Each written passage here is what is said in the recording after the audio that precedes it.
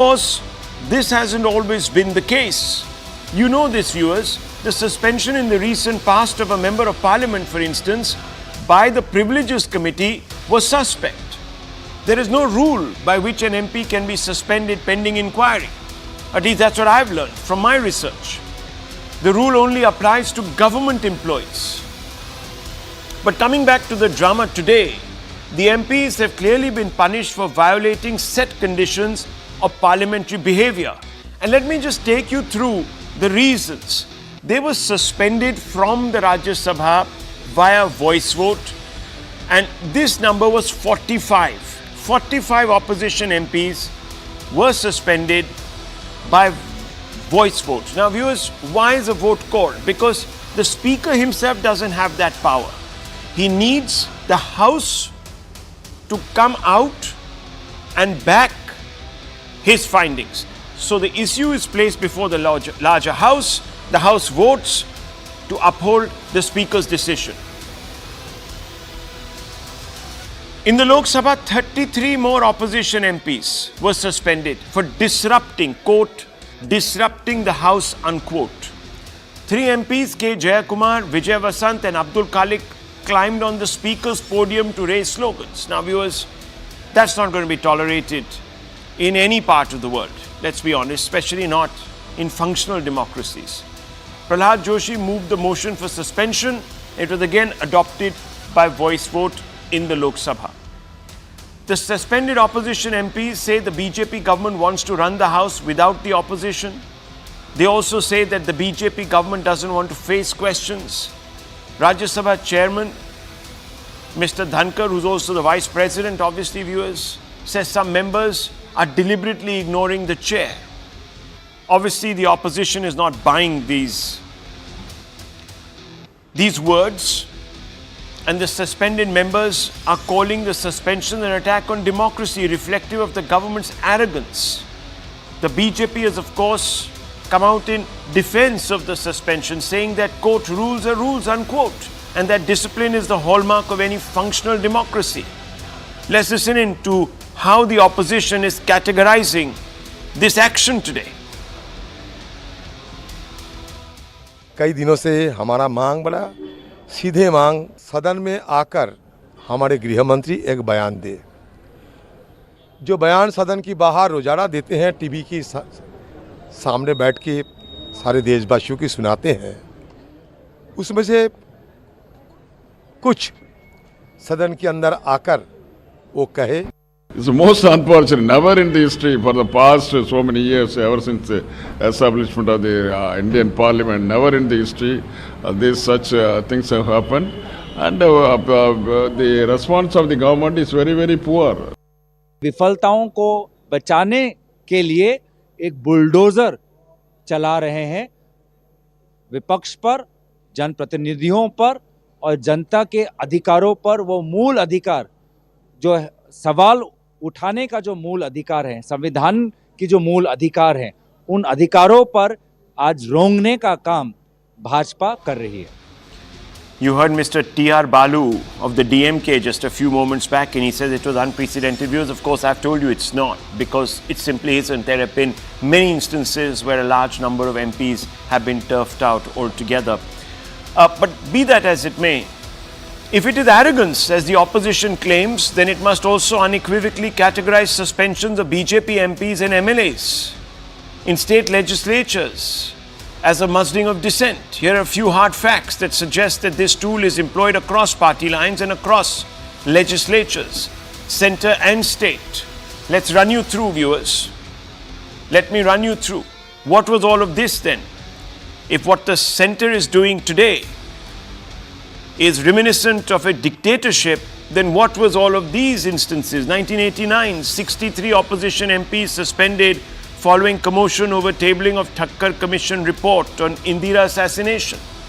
That was an action, summary action taken at that time by the Rajiv Gandhi government, or rather the Speaker. Perhaps, viewers, at someone's behest, but since we can't impute motives, we'll just say that at that time, the Rajiv Gandhi government enjoyed brute majority. In 2010, 7 MPs were suspended from the Rajya Sabha for snatching the women's reservation bill from the minister. At that time, if you remember, viewers, the Congress said UPA was in power. In 2012, 8 MPs were suspended for 8 days. In 2014, Speaker Jayakumar suspended 16. Yes, viewers, 16 Andhra MPs. That was in February of 2014, for 5 days after pandemonium broke out in the House over Telangana issue. In 2022, 5 BJP MLAs were suspended from the Bengal Assembly, the State Assembly, for protests against poll-related violence in the state. In 2022, the Supreme Court revoked 1-year suspension of 12 Maharashtra BJP MLAs, calling it an irrational act, impacting the democratic setup. Of course, former Prime Minister Dr. Manmohan Singh had also taken a dim view of misconduct in Parliament, branding it as a negation of democracy. And let me read out that quote for you. Back in the day, viewers, Dr. Manmohan Singh said, and I quote, "We take pride in our parliamentary democracy and the tradition of free debate, that it implies all right-thinking people should stand up and unitedly state that parliamentary institutions should be allowed to function. The opposition chose not to take advantage of the subtle institutional practices dealing with the reports of CAG and insisted on disrupting Parliament." This, of course, viewers, was in the context of the CNAG report being tabled in the House on certain scandals, alleged scandals, embroiling the UPA government then. At that time, Dr. Manmohan Singh said that these disruptions that were going on, which threatened to wash out a whole session of Parliament, were a negation of democracy. This is what Dr. Manmohan Singh said. You can't deny it. These are hard facts, viewers. Interestingly, erstwhile leader of the opposition in the Rajya Sabha, around the same time, the late Arun Jaitley had defended his party's MPs during the UPA era when they disrupted a whole session of Parliament, leading to a costly washout. At that time, Jaitley had said that, and I quote, "Parliamentary disruptions is in favor of democracy and therefore it is not undemocratic," unquote. The mismatch between Jaitley's sentiments then and the suspensions now, when the BJP is in power, may be glaring, but the hard facts also suggest that the courts have ruled in favor of suspensions in the past. Here's an example of the Supreme Court not only upholding the suspension of 19 DMDK MLAs from the Tamil Nadu Assembly in 2015, but also upholding the decision to deny them their emoluments. Yes, viewers, in 2015, the Speaker of the Tamil Nadu Assembly suspends 19 DMDK MLAs from the Tamil Nadu Assembly. All MLAs were also denied their salaries and incidental benefits for that period of suspension, which was in that session and the next. 6 MLAs appealed in the Supreme Court against the denial of emoluments, citing violation of Article 19, which is the freedom of trade and occupation, Article 19A, freedom of speech, and Article 21, the right to life. The Supreme Court held that the freedom of speech is not absolute, and curtailment of speech due to suspension from the legislature falls within reasonable restrictions. So, viewers, it's not unprecedented. And because the law is applied exactly and covers the misdemeanor exactly, it's not even illegal. Yes, you can question it on moral grounds, but then, viewers, morality in politics is elastic. It stretches like a rubber band day in and day out. But we'll come to that. These are all important questions. I'm not going to shy away from them. The opposition might come out and say, this is absolutely morally reprehensible. But what's democratic about disruption? That's a fundamental question, and that's being posed tonight.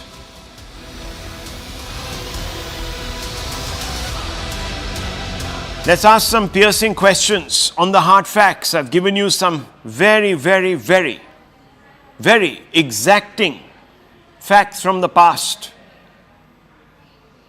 And let me bring in first, in the interest of balance, the Congress MP from the Rajya Sabha. After that, I'll bring in Dr. Ranganathan for the civilian point of view. And then I'll bring in the BJP spokesperson and then political analyst and Congress sympathizer Kamru Chowdhury. So viewers, we all know this set play and the panelists know. So let's proceed. And I want to begin with the Congress Member of Parliament who has been suspended, Mr. Hanumantaiah. What's the issue today? Suspensions, you're calling them unprecedented. Well, that's debatable. Yes, the number is quite high, but 67 in the past under Rajiv Gandhi, you know, take a dozen here, give a dozen there. Well, you know, it doesn't suggest unprecedents. But certainly if you have a point about legality, I'd like to hear it, sir. This is totally unacceptable and unprecedented in the parliament today, particularly in Rajya Sabha. You just think over what is our demand. Our demand is very clear and very reasonable that the breach of Security Act inside the parliament has to be, according to me, it should be suo motu answered by the Home Minister, not only to the parliamentarians but to the nation. The breach of security inside the parliament cannot be accepted, and we have not learnt the lessons on these parliament incidents.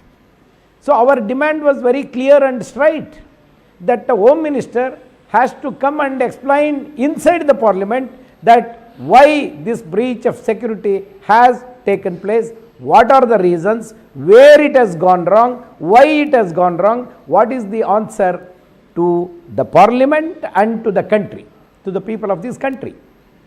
But most surprisingly, the Home Minister never attended the parliament and given an explanation. Instead, he went to a channel and answers some of the questions raised by the people of this country and raised by the parliamentarians. What is this? What is happening? Are we reasonable in demanding an explanation, in demanding a suo motu explanation by the government, particularly the Home Minister? Home Ministers claim to be the very efficient and very bold and called as Chanakya, but why he is afraid of answering the questions of the parliamentarians, all the opposition parties inside the parliament, why he is not answering? Why is he not So what answering? is the alternative left for the opposition parties instead of protesting it? When we go for a protest, that we demand an explanation from the Home Minister inside the parliament, how can the House suspend us and asking us to keep your voice mum and listen whatever we say? Can it be accepted? Let them answer in front of the country and countrymen that if this is acceptable in a democracy, I don't accept. This can be accepted by any person, citizen of this country, that political democracy can be run on an opposition's zero voice. It cannot be run. So this is Strong what words today. from Mr. Hanumantaiah. Strong words from Mr. Hanumantaiah. Now let me bring in Dr. Ranganathan. Look, Dr. Ranganathan, to the lay viewer and the civilian, people like you, it seems like such a reasonable demand. After all, I've been on this channel and I've said in the past, you've been there, I think, where I've said that, look, Parliament, security of the nation does fall under the Home Minister, and you would expect perhaps the Home Minister to stand up in the House and say, if nothing else, look, we'll look into this. It's a very serious breach. We'll do something about it. Parliament is in session, but he spoke on an interview. He chose to speak there, leaving for the Speaker to sort of talk about what happened. So, if the Congress today and the opposition is asking for that, should they be suspended? Good evening, Rahul, and good evening to my fellow panelists. There is nothing wrong with the demand. It's absolutely reasonable. In fact, we on day one, when we were discussing this whole topic, Rahul, we wanted to make the same demand. And of course, this demand has to be made, but it is the manner in which these demands are being made. The fact of the matter is, Rahul, you are running, your program right now live on in the studio. If somebody makes a demand that he or she should not be interjected, or this is what should be done, you will say fair enough. But if that panelist suddenly jumps onto the table, starts jumping around up and down like what many MPs have done in the past, or rushes towards you as if thinking you're a well, tears up some papers, there are rules for making the demand. What would you do? Or I'm sure there are security guards who would hold him up or her up and throw him out of the studio. So the fact of the matter is, let's accept it. We are cursed with electing either louts or Luddites. And I think the time has come to enact a law whereby every time a parliamentarian disrupts the House, his term should be truncated by 4 months. 3 disruptions and he will have 1 year less to loot his constituency. What better way to turn a delinquent into an eloquent? Budget, monsoon, winter, every parliamentary session is the same old story, Rahul, every year, every term. And no one is interested in finding a solution. And this cuts across party lines, across legislative assembly, state or central. Let me show you something here, so that people might think, look, this, I hope everyone, including my good friend Guru, can read this. No, you this have is to what read it happened a out. few months ago. It's difficult to pick out what... Karnataka Assembly, the BJP MLAs tore the bills, threw them at the Deputy Speaker's face, rushed to the well, disrupted the House. The House was adjourned sine die. So it's not just that the Congress is doing it. Every one of them is doing it. And the fact of the matter is, back to this, Rajya Sabha, the rules are scrupulous and detailed. Yeah. They deal with the minutest of infraction and vandalism. There is CCTV footage available. There are dozens of witnesses at all times. There are marshals and guards. And so are we now, like what happened last time round just a year ago, going to refer to all such cases to the Supreme Court? There are 70,000 cases pending in the Supreme Court, 50 million cases pending overall. But to be honest, it is embarrassing that matters relating to decorum of an assembly or the parliament can no longer be settled inside the assembly or the parliament. Think about it, Rahul. This has almost become a tradition now, and all at our taxpayers' expense. And to be honest, just 30 seconds, these MPs, I'm sorry to say this, are least bothered about the severity of the punishment meted out. 1,000 rupee fine or a suspension, they are laughing at this. That's why I propose, every time a parliamentarian disrupts the House, his or her term should be truncated by 4 months. That will scare them and hopefully make them behave. That sad truth, Rahul, is that democracy, more often than we'd like to admit, is not so much the defeat of the elected as it is of the electorate. Okay. Mr. Hanumanthaya, you've been raising your hand. It's not the fact that you should or should not be making demands, it's the manner in which you're doing it. The means don't justify the ends. We are sick of people jumping around, holding placards, uprooting things, dancing on tables. I mean, we haven't elected monkeys. We've elected people. No. And that's what it is. No. That's what the civilian is saying. I have a point here. Yes, sir. No, I have a point here. Let me put it very clearly to my friend, the civilian representative on the channel. See, there is a limit for everything. We demand, in the first point, we stood up from our seats, we demand for an explanation from the government. The government, if it answers, as a responsibility, if it answers, there is no point for any opposition party MP to go to the table or to the well and to dance there or do whatever they want. That I don't accept it, and I myself telling it is not the duty of an Thank MP. You for saying that, sir. Thank you for saying that. When the government goes beyond that, government never cares for opposition's demand. What is the alternative left out for any opposition MP? Where he has to go? Can you ask him to go to the Delhi Jantar Mantar and protest there? Or will you ask him to protest inside the house? When he take out his placards and demand for an statement, is it wrong? When he comes into the well as a last resort, is it wrong? And is it the policy of this government, suspend all the opposition MPs and conduct the business, pass your bills? Is there any meaning in that? Correct me if I'm wrong. Correct me if I'm wrong. Answered. Correct me if I'm wrong, Mr. Hanumanthaya. You're justifying, in the face of the government's decision not to heed to your demand, you're justifying people rushing into the well of the House and breaking very clearly stipulated rules. That's what you're saying. Yeah. Now, some people would find that a problem. And let me also tell you, in the interests of balance here, viewers, let me bring in the BJP spokesperson, Guru Prakash Paswan. Now, you see, I'll take you back a few years, Mr. Paswan, to when Mr. Jaitley was the leader of the opposition. And you see, what Dr. Ranganathan is talking about, and what really irritates me is when a whole session is washed out or a whole day is washed out. I mean, do you know the cost of running Parliament per minute, viewers? It's shocking. And add that up over many hours and a whole session, 25, 30 days. It goes into crores. It's our money. It's our money. But viewers, Arun Jaitley justified that. He said, because again, the government was not, of that day, which is the UPA government, was not heeding to what he wanted, etc., and his party wanted. They were stalling the house. There was disruption. It was a complete washout actually. And he gets up and says, parliamentary disruption is in favor of democracy and therefore it is not undemocratic. So, Mr. Paswan, if the Congress is reading the gospel back to you as enunciated by the late Arun Jaitley, then why are you suspending them? You should actually be putting them on a pedestal and saying, look, they're upholding democracy as, envisaged by Mr. Jaitley. Can you explain to me? I'm confused tonight. I'm really confused. Either Mr. Jaitley was wrong and he would be suspended. No. If he were a Congress MP today, or you would put him up as on a pedestal and say, this is Gandhigiri 2.0.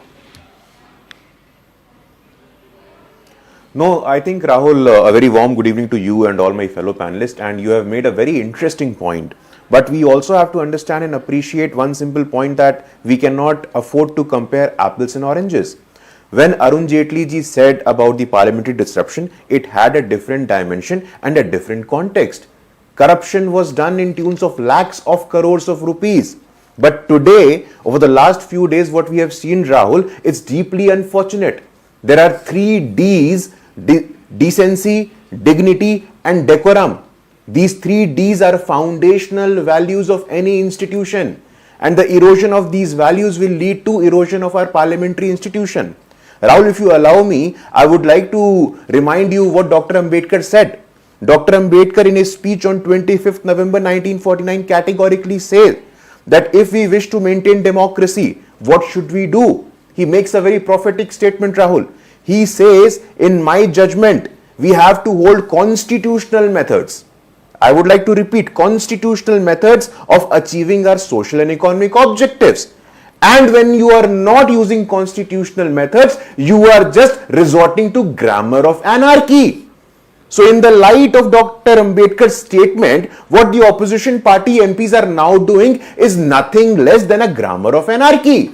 Everything was discussed, Rahul, in the all-party meeting. The usage of placards were prevented. The opposition leaders agreed that there will be no placards. But you have to understand my second point as well. Why did it happen today only? Whenever the important legislative business is scheduled to happen, whenever there is a bill, there is a law to empower the women, to empower the OBC, to empower the Dalit communities, the opposition will create a hurdle. This is a very conscious, this is a rhetorical point you're making. And you need to substantiate design. This with hard facts. That's a rhetorical argument. But let me come back to this point that you're making, Mr. Paswan. Let me ask you a question, a counter question on the first point. Now, you said the context was different and the dimension was different. And we must compare apples and oranges. Right? Apples with apples, not apples and oranges. Now, I want to ask you a question. Yeah, well, just give me 30 seconds. I just want to ask you a question. Now, I agree, corruption erodes democracy. Corruption erodes democracy, Mr. Paswan. So, obviously, Mr. Jaitley, being fundamentally a Democrat, was upset that corruption was not being given there was no accountability on that. But a terror threat erodes sovereignty. And sovereignty is governed today by our parliament. Now, there is no democracy without a state. If the state seems to exist in its most manifest, symbolic representation, which is the House of Parliament, what are we defending? Forget about democracy. There is no state, there is no democracy, there is nothing. So, this is a very important issue. Some 2 guys get into Parliament. They could have had a bomb with them, God alone knows.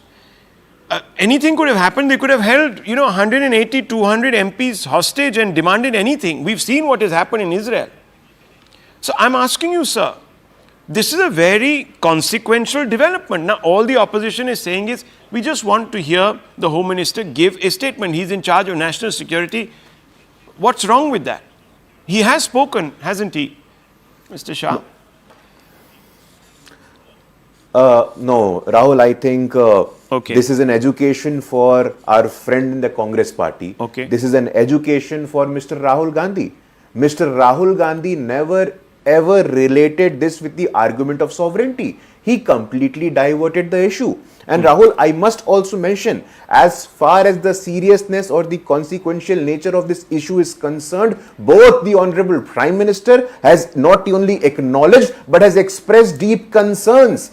Even the Honorable Union Minister of Home Affairs, there has been Dr. a committee Ranganathan is asking you constituted by something. the Speaker of Lok Sabha. But the point is, if I can complete, Rahul, if you could please. Aren't the leaders supposed to say their statements, make their statements in the parliament? That is what BJP has been saying ever. If the parliament is in session, why They are will you not, making they that will statement not. inside the parliament? So please tell me if the Prime Minister or the Home Minister have made those statements inside the parliament. Anandji, when the time comes, whenever it is appropriate, the statements will be made. But actions speak louder than words, sir. And I think you would agree with me when I say that actions speak louder than words. A committee has been constituted, Anandji. And what Mr. Rahul Gandhi said, well, diverting the entire issue. But the point is not that. We have to, as but this world's committee, largest what committee are you democracy, talking Anandji, about, as sir? world's, Can you enunciate on the committee? If you allow. No, Who is heading this if you allow committee? me to complete, Rahul. No, I just want to, I want you Mr. to clarify. Om Birla has given. Yes. Rahulji, Mr. Om Birla, the Honorable Speaker of the Parliament, has given strict direction. To whom? We have to inquire the breach, when it happened, how it happened. To whom? Every inquiry will be done. By and whom? we cannot be. We Who's cannot, leading the as far inquiry? as the question, sir, Rahulji. No, Rahulji, the Speaker of Lok Sabha is leading the inquiry. Who else will lead the Who inquiry? is investigating The this Speaker of issue? Lok Sabha I'll has tell you, given viewers, strict I know the guidance. answer. Sinha. Now, I'll tell you. Sinha. Yes. Rahulji, So who is Rahulji. the one second. You see, viewers, Rahul, the Rahul, CRPF let me complete. boss. Rahul, you have not allowed me to complete, sir. Sir, you cannot suspend me. Give me 30 seconds. Give me 30 seconds. I'm just making a clarification. I'm the one who is sitting here, sir. Okay, so just 1 second. 1 second. 1 second. 1 second, Mr. Paswan. Look, the point is that on this committee also, many people are questioning whether it can go freely and fairly into the issues. Because you have the person heading this committee, the operational part with the investigations. It's being done by a person who is investigating his own agency, the CRPF. Now, how does that work? So there is a conflict of interest, many people are saying. Can you answer that question? And also, why shouldn't we expect a response, as Dr. Ranganathan, the civilian, is asking here, from our Prime Minister or Home Minister being the actual line manager really of the security forces today? Why shouldn't we hear him speak in the House? That's his question to you. Rahulji, you are the speaker of this discussion and I would abide by every single guideline given by you. I just request you humbly, if Please. you allow me to complete Of one course. sentence. The question, sir, the question of security breach has been taken cognizance of at the very highest level. Right. There cannot be any denial. Statements with respect to security breach by the Honorable Prime Minister or by the Honorable Home Minister will be made at the appropriate time on the floor of the House. But you tell me something, sir. Leader of the House in Lok Sabha, Leader of the House in Rajya Sabha, Mr. Piyush Goyal, hasn't he spoken about it? He has made statement with respect to security breach. But the question is, this is your adamancy, sir. This is you just being adamant. This is the opposition people just being adamant. The question is not that. There is an all-party meeting that happened. In that all-party meeting, it was agreed upon that the legislative business would happen. The bills for empowering the OBCs, the women, the Dalit communities would happen. Oh. But the opposition party consciously, strategically, and in a designed manner did not want these laws to be passed. Oh. And that is the reason someone is jumping on the Shall well, I, someone is Mr. tearing Rahul? So out you the didn't want institution. the You have three, to remember, you Rahul, didn't want the that three Parliament. important bills today to go through. That's what he's saying. And there was an agreement. Now, Mr. Kamru Chowdhury, I'll come back to you, sir. 1 second. Kamru Chowdhury, you need to come in here because this is important. You've been, of course, in your own time, an active politician. So I'm going to ask you, Mr. Kamru Chowdhury, look, we've had incidents in the past of people disrupting, jumping into assemblies as well as Parliament, No one has ever asked, this is what the BJP has put out many times, no one has ever asked that point in time the Prime Minister of the day to come out or the Home Minister. The Speaker's dealt with it because he's the custodian of the House. And the Speaker has not only invited you, he's given a suo motu statement. Not once but 2 or 3 times. So Kamru Chaudhary, what's the big deal? Why are you disrupting? Now, Rahul, the basic question is here. I am not going to discuss out here today on the basis of this particular issue that 92 MPs were suspended. But a larger whole picture that you need to understand and your viewers need to understand. No, you answer my question. Larger picture, we never answer the question. Rahul, 10 seconds into the debate and you are interrupting me. Please have that much courtesy after 25 minutes. You know, this Bharatiya Janata Party remains confrontational. They are undemocratic and prone to bulldozing its way through just because of one simple reason. They have got an absolute brute majority in both the houses of the parliament. You know, the problem is not with the decisions of the government or decision of the opposition. It's in the first or the last government to take such controversial decisions. It is the manner in which the decisions are taken, excluding all the other stakeholders. If democracy, my point is here, little limited point. If the democracy gives you a mandate to rule, it also gives you the responsibility to govern democratically. Something the Modi government seems to have forgotten. May I cite you an example of the farm laws? The 3 farm laws were brought in by bulldozing the parliament. And when the opposition managed to ask the government to withdraw the bills, without even a single discussion, the entire 3 farm laws were withdrawn from the parliament. When Manipur was burning, Mr. Kamru Chaudhary, please, please just 1 second. I want you to address this question, please. This is where this whataboutery begins. Now, what did he say? Brute majority. I pointed out, viewers, in 1989, brute majority. That was the last time the Congress actually had a majority government. It was under Rajiv Gandhi. Excuse me, let me finish, sir. Now, you don't answer my question, then you'll yell at me for not giving you the time. Now, everyone at least addresses the question I ask. You're giving me a history lesson. I think the viewers are sick of the history lesson, sir. I'm asking you a simple question. If this is brute majority, dictatorship, then what was Rajiv Gandhi doing when under his watch the Speaker suspended 67 MPs? For how many days? Was he a dictator? For 7 days. For 7 days. It doesn't matter. The days don't matter. The action matters. Now we are again. We are quibbling over days. You see, sir, a suspension can be overturned in 1 day. Tomorrow the man will overturn it. There are 4 days to go. So effectively this suspension is 4 days. No, Rahul, if you don't understand the difference between 1989 and 2023. Oh, right. No. Sir, don't be clever by half. Because listen, I can understand. A reasonable point was made by Mr. Hanumantaya. We can quibble over, the exact means that was applied.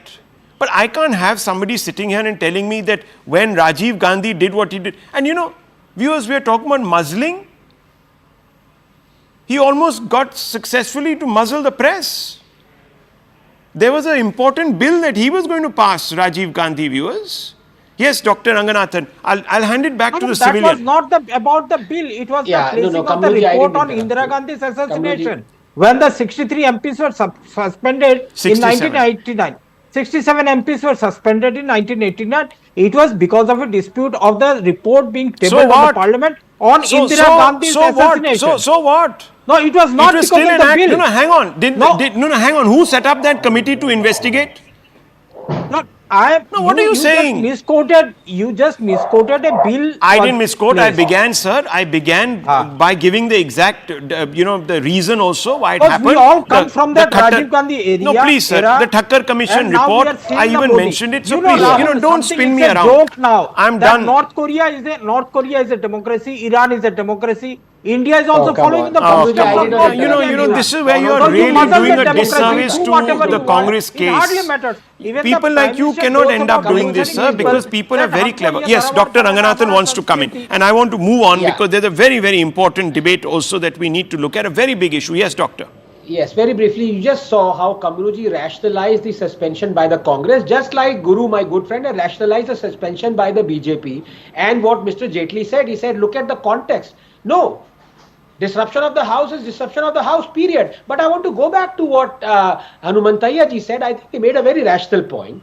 He said, look, we begin by putting something, our demand on the table legitimately and, you know, in a very decent language and demeanor. When it is not accepted, then we resort to all these means of breaking the law. So Hanumantaiah ji is halfway there. I propose to him that, sir, in case your reasonable demands are not met when they are professed very rationally, you have to seek the courts.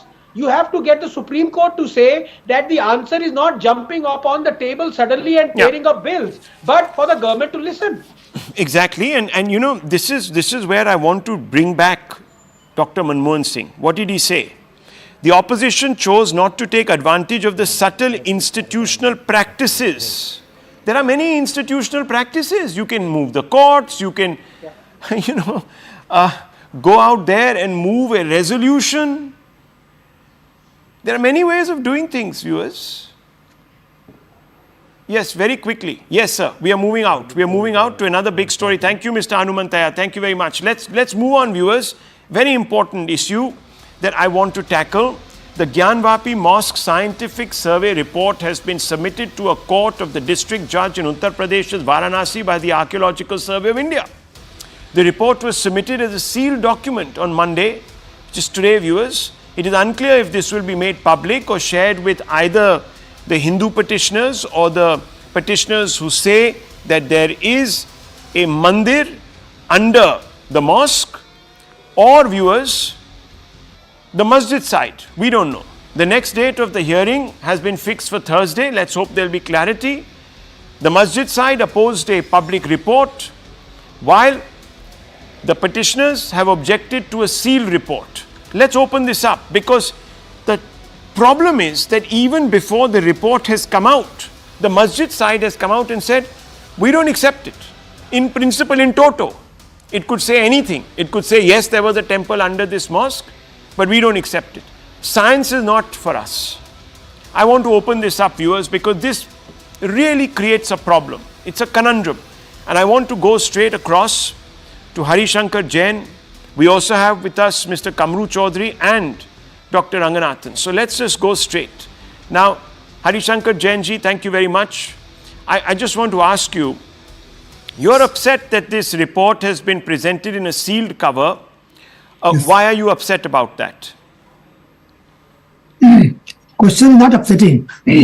Question is that the court has directed them to file a report.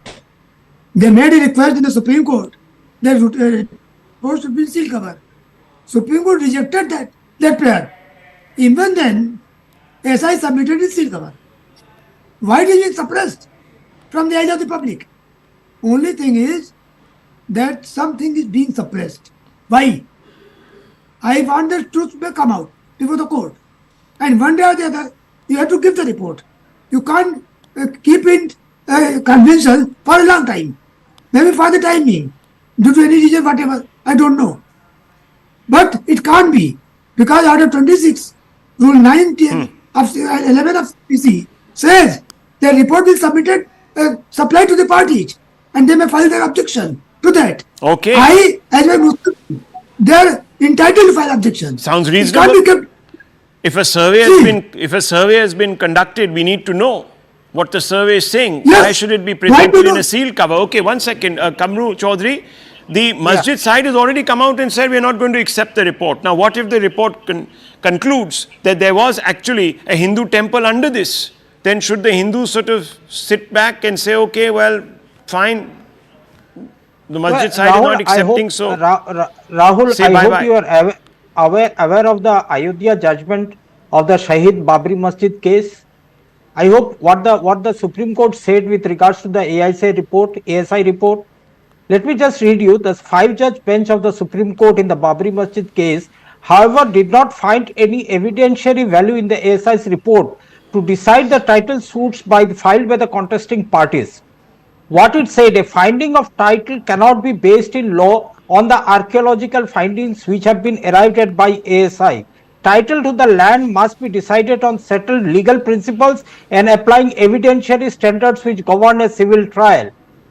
Between the the ASI report has left unanswered a critical part of the remit which was made to it, namely a determination of whether a Hindu temple had been demolished to pave way for the construction of the mosque. A determination of title was not obviously within the remit of the ASI. So the report of the ASI, if it did not hold in the case of the Babri Masjid case, will it hold in the case of the Gyanvapi case? It's a question of debate and for the courts to decide. This is the most bizarre argument I've ever heard in my entire life. No, It's like the yes, Hamas of saying course, it will that, sign- we could not find tunnels. You see, we could not find Rahul, tunnels. The Israelis Rahul, could not find tunnels. Let me which just does bring in not Dr. suit your Ranganathan. narrative, It's it- not a it question of becomes narrative, bizarre. sir. Let me explain. This is It this is becomes a bizarre bizarre. argument. Now you tell Let me the second point let that me- I'm coming to. Okay, second second. most important point. Okay. Kamruji, I have never interrupted between you, the please. 12th century We are friends. to which the Have I ever interrupted you? Now, Come on, Anandji, Kamruji. I don't know this is why a very today. sensitive I always give you my topic. time. I'm Have even given I'm you just my time. reading out from a piece of paper of the High Okay, Court so of the you're Supreme Court saying, judgment. okay, you're saying the Supreme Supreme Court Court questioned the ASI's competence in the Babri Masjid. Therefore, we should disregard the ASI's competence to I'm not judge. telling that. I'm not for the courts to decide. It's for the courts to decide. Okay. So 1 minute, Coming viewers, to just the think basic, about the most logic here. important point. We'll take it Coming one to and the one. most important- Okay, most most important. important. 10 seconds I'll Okay, take. most point. Yeah. Okay, you tell me between the 12th century to which the underlying structure is dated and the construction of the mosque in the 16th century, there is an intervening period of 4 centuries. The court observed with regards to the Babri Masjid case. Okay. No evidence has been placed on record in relation to the course of human history Okay. between the 12th and 16th centuries. Okay, Now viewers, you we tell are me- talking not about the Babri Masjid tonight. We are actually talking about another mosque called the Gyanvapi. I think, I don't know, did the guest relations people give you the wrong... Okay, we are not... Okay, okay, one second. Okay, Kamru Chaudhary, please. Okay, fine, let's come to That is the Mathura. same toolkit that is doing. Same toolkit. Now, you heard, I'm not saying it, viewers, he's saying it's a toolkit. The ASI goes and it tries to certify things that don't exist. Look at what happened in Babri Masjid. It's a bit like the Hamas saying that, look, the Israelis did not find a tunnel in Ayodhya, one of our tunnels, so it can't exist in Palestine. I mean, that's the logic here, viewers. It's a strange logic, but it is true. Dr. Ranganathan, what do you make of this? Yes, Rahul, I hope I will not be interrupted by my great friend Kamruji, because in fact he has eaten into my time. So I really, I plead with you, Kamruji, because I'm going to deal with only facts. And I thought, Kamruji lived in Bengal, not in Alice in Wonderland, unless Didi's another acronym is also called Alice. You can bury the truth, but a day always comes when it is excavated. Please remember this. And he's talking about Supreme Court. I will now quote verbatim Supreme Court. Rahul, the only friend of justice is evidence, and evidence it was that prevailed. You may point to a multitude of factors that led to the Supreme Court to its Ayodhya verdict, but in my opinion, had there been no ASI report, there would not have been that verdict. I take you back to the story of the Turin shroud that for 2000 years was believed to have been used for wrapping the body of Jesus Christ after crucifixion. Yeah. Until in 1989, when scientists proved through carbon dating that it was only 600 years old. That is the brute force of truth and science and evidence. They are the bulwarks for justice. Let me now sum up the SC Ayodhya judgment with facts taken from the judgment verbatim. This is what the SC accepted. 1.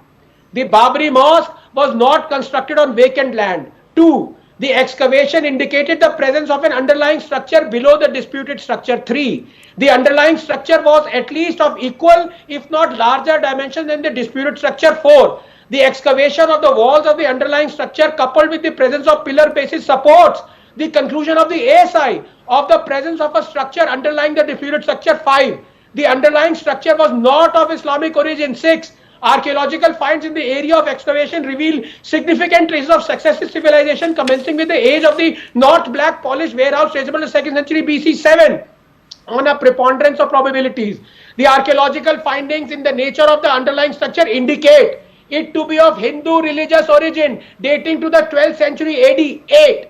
The mosque in dispute was constructed upon the foundation of the pre-existing structure. 9. The layered excavation at the site of excavation has also revealed the existence of a circular shrine together with a Makara Pranala indicative of Hindu worship dating back to the 8th to 10th century. 10. The underlying structure which provided the foundation of the mosque together with archaeological features and recoveries are suggestive of a Hindu religious origin. 11. Just 30 seconds. The conclusion which has been drawn by the ASI that the nature of the underlying structure and the recoveries which have been made would on stylistic ground suggest the existence of a temple structure dating back to the 12th century AD would on balance of probabilities be a conclusion which is supposed by evidence 12. Finally, the 1891 ASI report was also cited by one of the Supreme Court judges, and it unequivocally stated that Mir Khan built a masjid on the Janamsthan during the reign of Babur, which still bears his name. Quote, this old temple must have been a very fine one, end quote. ये कहते हैं facts को table पे लाना, और कमरू जी जो आप लाए हैं वो एलिस ऑफ वंडरलैंड में घूमते घुमाते आ गए. Now, let me tell you another thing, viewers. A matter of fact, I only deal in the hard facts so you can get closer to the truth, viewers. The ASI report in the Babri Masjid case, one of the most significant ones, was prepared by archaeologist K.K. Muhammad. K.K. Muhammad, who claimed to have witnessed firsthand the remains of a Ram temple under the Babri Masjid in Ayodhya as an archaeologist. And then he alleged in his book, and he won a Padma Shri, viewers, in 2019. Let me tell you this. So this is not some fly-by-night operator. K.K. Muhammad said in his book that the ASI became a wholly paralyzed body. Wholly paralyzed. Once it discovered what it discovered. So viewers, you tell me today, if scientific evidence yields under that mosque the remains of a temple and one of the holiest to corroborate the written record, should we tear up that ASI report and say we don't accept it? Are we going to say today that the faith is above constitutionalism and completely dismantle our secular democratic way? No, viewers, we can't. This would be an act of betrayal and it would cause a problem. Anyhow, I'm not going to presage any event and get ahead of myself. Let's see what happens in a couple of days, viewers. We'll be right here. It is now going to be incumbent upon the sides, whether it's the Hindu side or the Muslim side, to accept that ASI report as the final word. If they don't, viewers, they're betraying democracy as we know it in this country. I'll take a short break, viewers. When we return, very important story. Kejriwal summoned by the Enforcement Directorate. We'll tell you why.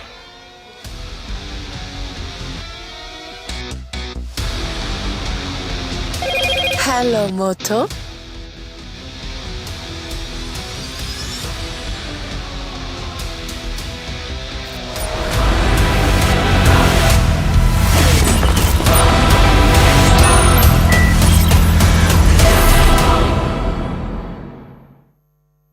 Co-powered by survived on the planet. There are so many other viral infections that come and go in waves. For example, influenza and para-influenza. They're all cyclic. In other words, there's high tide and there's low tide. COVID gave India a low tide of around 7 months. So we had a good 7 months where we could mingle freely and really it did not create a burden. For the next couple of months, we can expect a surge for COVID. You asked about vaccination. Yes, vaccination had a great role, especially in the early part of the pandemic when none of us had any immune memory to this new virus. And getting infected to get memory was not a smart idea because the first version created a lot of deaths in the process of achieving that. So vaccination gave us a safer option of getting an immune memory, if you will, and the immune memory that we got is long-lasting, which means that even if our antibody levels drop, if we get an infection, this memory will kick in and it will produce an essential immune response, which will keep us safe. Whether a booster dose is necessary, that's a long question to answer. But to put it very briefly, the vaccines that are available or were used in India were based on the first version, and the version that's circulating now is vastly different. And that being said, even updated vaccines that the US made, the XBB.1.5 monovalent booster, this new variant is even evading that. We are getting reports trickling in about this variant infecting people who've just had a booster dose. So boosters may not necessarily stop the infection, but for the extremely vulnerable people, it may improve a level of protection. That's what the Americans believe. From India's perspective, I believe we are well placed in terms of past vaccination. We are a very, very well vaccinated nation. On top of that, we have people who have survived natural infection also have antibodies and immune memory. So chances are that we can continue with whatever we are doing right now in terms of, let's say, non-pharmaceutical interventions, which basically means mass social distancing, cough etiquette, hand washing, avoiding crowded gatherings, improving ventilation of indoor settings, and so on. All right. Thank you. Thank you for answering all the questions, Dr. Rajeev Jaydevan. Thank you. My pleasure. I'm joined by Dr. Rajeev Jaydevan, who is the IMA COVID task member, also belongs to Kerala. So he will be able to tell us more about JN.1 that is doing the rounds in Kerala. One case has in fact been detected. So I'm joined by Dr. Rajeev Jaydevan. Thank you for joining with us. And starting with, what is really the situation on ground in Kerala? One case of JN.1 has been detected from Trivandrum. So how worrisome is the situation? We have been tracking the pandemic from before it entered India in 2020. And over the past couple of months, we have seen an uptick in respiratory illnesses, which is cough, cold, breathing difficulty kind of illness. But on testing, especially in the early part of November or in October, we really did not see many COVID patients at all, apart from one or two. But towards the end of November, cases started coming in. In other words, with the same symptomatology, we were finding they were belonging to COVID rather than due to influenza. So, in other words, people with these symptoms are increasingly found to be due to COVID. That's the way we see it on the ground. Most individuals are not requiring hospital care. They could be without symptoms. For instance, somebody who enters a transplant facility gets tested for safety purposes, and they may turn out to be positive and discover that they've had no symptoms. They've had no symptoms. Likewise, the younger and healthier people are having what is typically a few days of severe body pain, tiredness, unable to go to work, a bit of headache, runny nose, sore throat. Not so much of cough, not so much of pneumonia. We're not really seeing pneumonia now, unlike during the Delta period in 2021, that was carnage. Now, over the last few days, the number of cases have gone up. But if you look at a situation on the ground in tertiary centers, people are coming in with fever and other symptoms like before. But the number of COVID patients is not overwhelming. But that being said, let me say this. The reported numbers always depend on testing. And specific forms of testing like RT-PCR and government facilities get reported. Antigen tests done at home are not tested, are not reported. Most people are not keen to test anymore. Doctors are not keen to test anymore because it may not make a difference in management and it only adds to the expense. So all of these things are factored. No, are you saying that this variant is evading the RT-PCR test? Can this be detected with the RT-PCR test itself? No. In fact, RT-PCR test will pick up the variant. It is not evading the RT-PCR. But the point is that if you look at people who are coming in with symptoms of COVID or symptoms like COVID or respiratory illness, we were not seeing COVID 2 months ago, but we are seeing COVID now. That's the point. The second point, as you asked about evasion, yes, JN.1 is profoundly immune evasive, which basically means that it will escape, it will jump over the fence. If your fence is what you built with your vaccination and having survived natural infection, 1 or 2 or even 3 bouts of COVID, this variant leaps over it like it never existed. So that is really what we're seeing. So just because you've had vaccination or boosting or whether you've been past infected, please don't think that it will not come to you. It could come to you quite easily. And how does it come to you? It comes to you through social gatherings, indoor crowded settings, when we mingle with people who have fever and symptoms such as this. Yes, that is typically how it spreads. And people in the old age group must be a little careful because they may end up in the hospital because they have conditions that may destabilize. All right. What do we know about the symptoms of JN.1 and what are the precautions that one can take when it comes to JN.1? Because we are seeing that this is the same variant that is doing the rounds in US and Europe. Yes, all around the world, JN.1 is the fastest growing variant, which means it was able to outnumber and outcompete its other cousins, if you will. Say XBB was dominating India and the rest of the world until sometime in August. And until then, XBB started weakening, and then JN.1 is increasing now. In terms of symptoms, it can range from no symptoms. For instance, as I mentioned, somebody who walks into a transplant facility gets tested for COVID just for safety reasons. They may discover that they're COVID positive without really having symptoms. Secondly, as I mentioned, younger and healthier people tend to have flu-like symptoms, which is not cold, but severe body ache, stopping them from going to work for at least a few days. The third category are people with other disease conditions who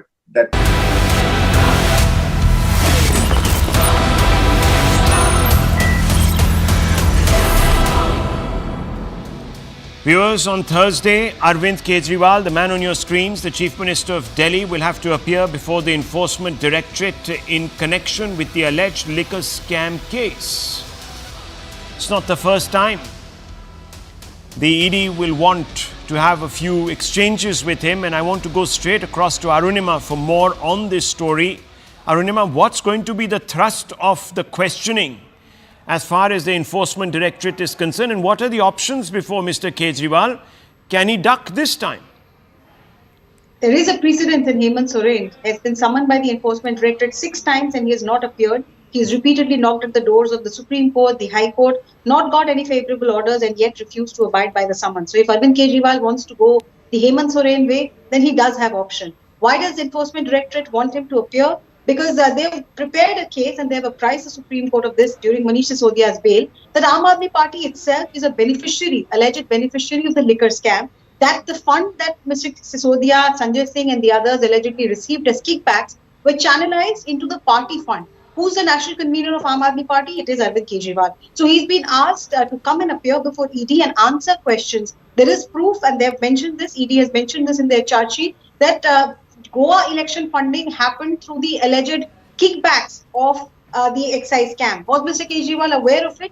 There are allegations that perhaps the funds were diverted for other election campaigns as well. As national convener and as the head of the party, was he aware? If Manish Sisodia and Sanjay Singh say that this was not a kickback, what does Mr. Kejriwal have to say about it? So there are a number of questions based on Mr. Sanjay Singh's questioning of other aides of Arvind Kejriwal that ED has prepared. They want him to come and answer. Whether he will appear or not, we're not sure. Because after the 19th meeting of the India Front, he's scheduled to travel for Vipassana. He's scheduled to travel for Vipassana. Collective responsibility, I remember, was invoked by the UPA when they were facing charge after charge. Arvind Kejriwal seems shy of taking that same line. In fact, there was this investigation that was done where it turned out that he wasn't even signing off on a large number of documents, tenders, orders, etc. Is that a defense he can use?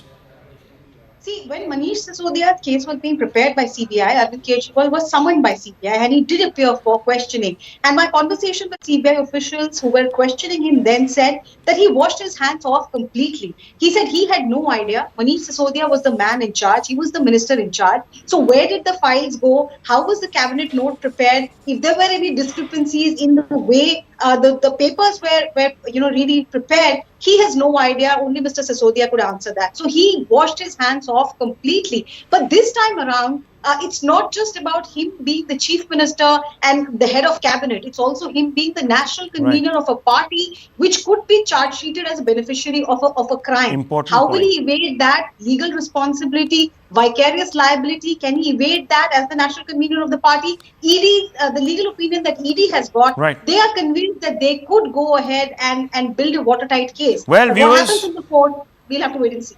Arunima, thank you for that very comprehensive update. It's all coming to a head. We'll have to see if Arvind Kejriwal once again weasels out of an appearance on the 21st.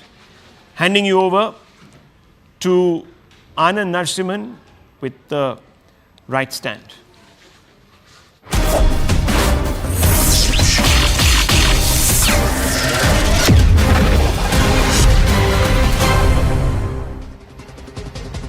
Namaste, Jai Hind and welcome to this edition of The Right Stand. I'm Anand Narasimhan. Prime Minister Narendra Modi has flagged off the Varanasi-New Delhi Vande Bharat Express train. The saffron-coloured train will run 6 days in a week. PM Narendra Modi also inaugurated the world's largest meditation centre called Swarved Mahamandir in Varanasi. Swarved Mahamandir is a 7th-floor temple which has 125 petal lotus domes and 20,000 seating capacity. The Finance Ministry has said that the number of GST return filers rose to about 65% to 11.3 million in 5 years till April 2023 as compared